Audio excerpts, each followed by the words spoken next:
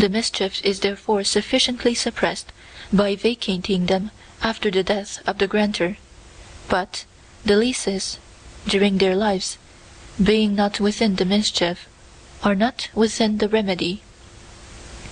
2. A statute which treats of things or persons of an inferior rank cannot, by any general words, be extended to those of a superior. So a statute treating of deans, prebendaries, parsons, vicars, and other having spiritual promotion, is held not to extend to bishops, though they have spiritual promotion, deans being the highest persons named, and bishops being of a still higher order. 3. Penal statutes must be construed strictly. Thus, a statute 1 Edward VI, having enacted that those who are convicted of stealing horses should not have the benefit of clergy. The judges conceived that this did not extend to him that should steal but one horse, and therefore procured a new act for that purpose in the following year. And, to come nearer to our times, by the statute 14 George II, chapter 6, stealing sheep or other cattle was made felony without benefit of clergy.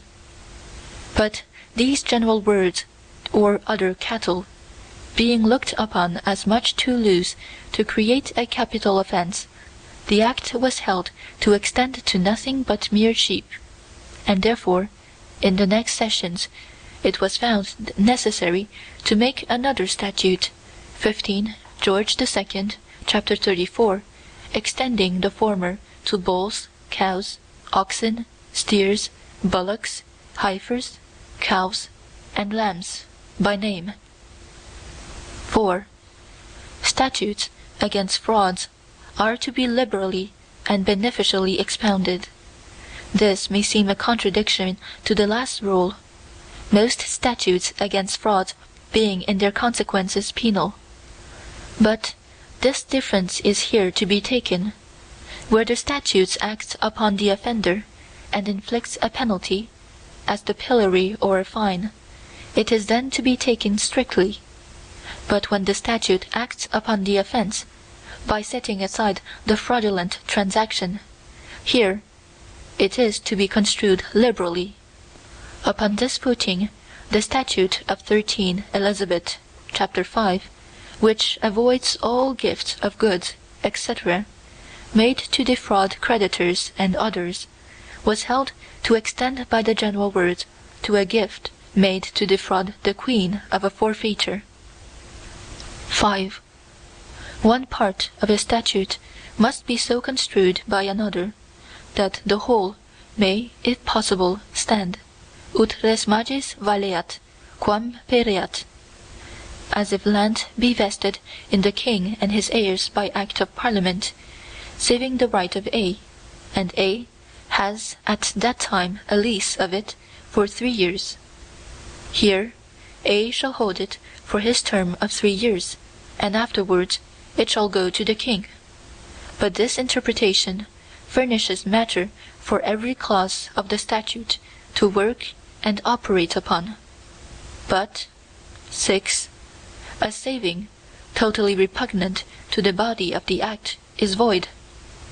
If therefore an act of parliament vests land in the king and his heirs, saving the right of all persons whatsoever, or vests the land of A in the king, saving the right of A, in either of these cases the saving is totally repugnant to the body of the statute, and, if good, would render the statute of no effect or operation, and therefore the saving is void, and the land vests absolutely in the king.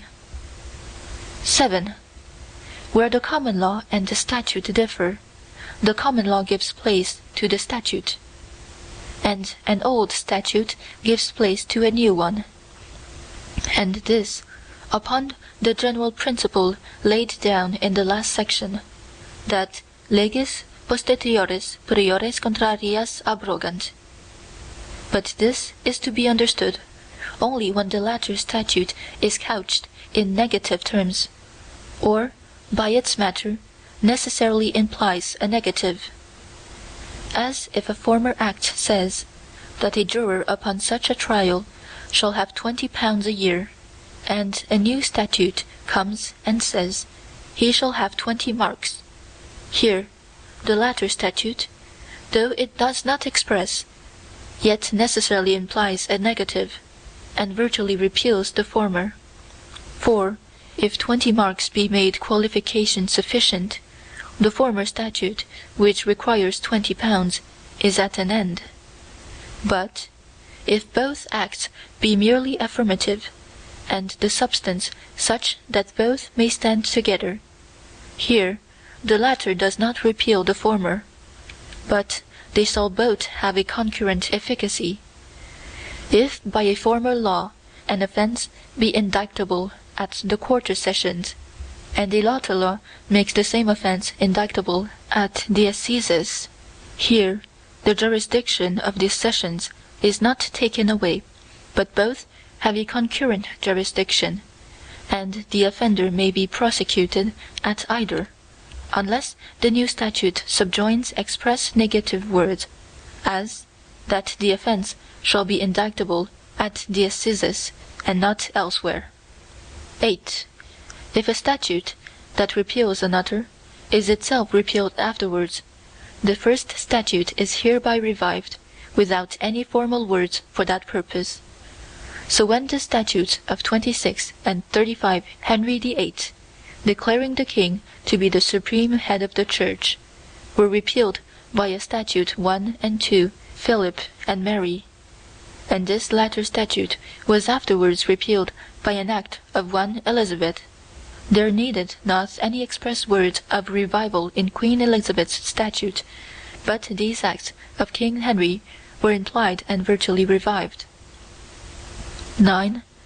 Acts of Parliament derogatory from the power of subsequent parliaments bind not. So the statute 11 Henry VII, chapter 1, which directs that no person for assisting a king de facto shall be attainted of treason by act of Parliament or otherwise, is held to be good only as to common prosecutions for high treason, but will not restrain or clog any parliamentary attainder, because the legislature, being in truth the sovereign power, is always of equal, always of absolute authority. It acknowledged no superior upon earth, which the prior legislature must have been, if its ordinances could bind the present Parliament. And upon the same principle Cicero, in his letters to Atticus, treats with a proper contempt these restraining clauses, which endeavor to tie up the hands of succeeding legislatures. Quote, "When you repeal the law itself," says he, "you, at the same time, repeal the prohibitory clause which guards against such repeal." 10. Lastly, acts of Parliament that are impossible to be performed are of no validity, and if there arise out of them collaterally any absurd consequences, manifestly contradictory to common reason, they are, with regard to those collateral consequences, void.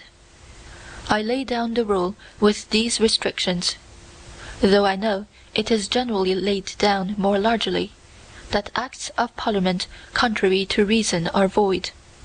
But if the Parliament will positively enact a thing to be done which is unreasonable, I know of no power that can control it. And the examples usually alleged in support of this sense of the rule do none of them prove that where the main object of a statute is unreasonable, the judges are at liberty to reject it, for that were to set the judicial power above that of the legislature, which would be subversive of all government. But where some collateral matter arises out of the general words, and happens to be unreasonable, there the judges are in decency to conclude that this consequence was not foreseen by the Parliament, and therefore they are